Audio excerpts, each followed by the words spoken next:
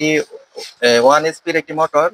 একটা সমস্যা হচ্ছে আমরা যখন কারেন্টে চালু করি তখন এটা স্লোলি করে, আবার এম্পিয়ার মাপলে আমরা পাইতেছি 12 থেকে 14 এম্পিয়ার, কিন্তু এটা নর্মালি 2 থেকে 3 এম্পিয়ার নেওয়ার কথা।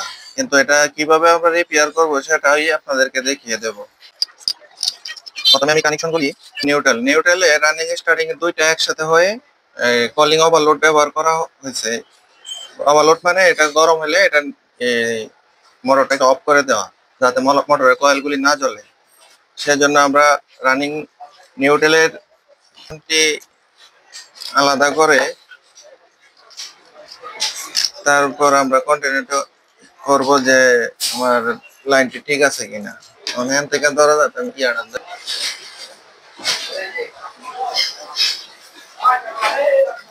এই যে এই দুইটা দিলেও বাতি ধরতেছে, এটাতে দিলে বাতি ধরতেছে, এটা দিলেও বাতি ধরতেছে, এটার দলে বাতি ধরতেছে। অথচ এই দুইটা কোনো সময় বাতি ধরবে না। যদি বাতি ধরে তাহলে বোঝা যাবে যে এটার মধ্যে সমস্যা আছে। আমাকে এই দুইটা যাতে বাতি না ধরে সেই কাজটি করতে হবে।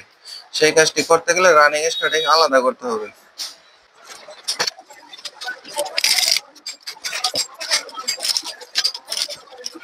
আমি এই স্টার্টিং কয়েল গুলি একটু ফাঁকা করলাম, এক্সটার্নাল সেপারেট গুলি একটু ভালো করে দিয়ে নেই, তারপর দেখি শর্টটা ভাঙে কিনা।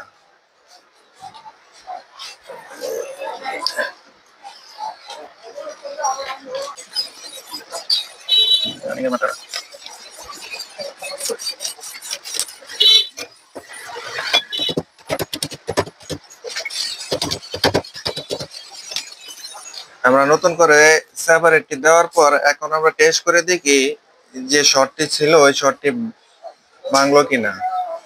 এই যে দেখেন এখন আমার সিরিজ বাতি নাই, এই যে আমার শর্ট ঠিক আছে। এখন আমি এটা হচ্ছে রানিং আর এটা হচ্ছে স্টার্টিং, কিন্তু রানিং স্টার্টিং এর কোনো শর্ট নাই। এই যে তার মানে আমি এইভাবে সেপারেট দিয়ে আপনারা ইচ্ছে করলে এই শর্ট গুলি ভেঙে নিতে পারেন। এখন আমি আবার আগের মতো বান দিয়ে ওকে করে নেব। একটু স্টপ।